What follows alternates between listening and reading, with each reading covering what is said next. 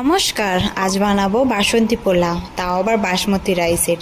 তো বাসমতি রাইসটাকে আমি ভালো করে ধুয়ে তার মধ্যে হলুদ, ঘি, আদা রসুন পেস্ট মাখিয়ে কিছুক্ষণ রেখে দিয়েছি।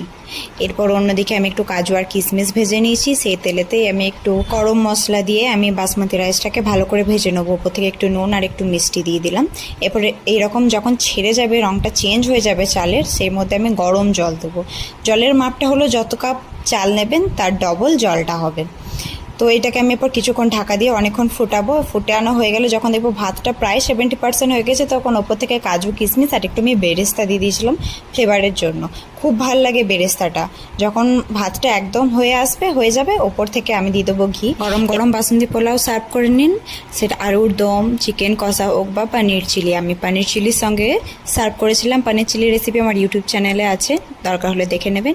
আর জানাতে ভুলবেন না আমার এই ভিডিও কেমন লাগলো, লাইক করে দেবেন।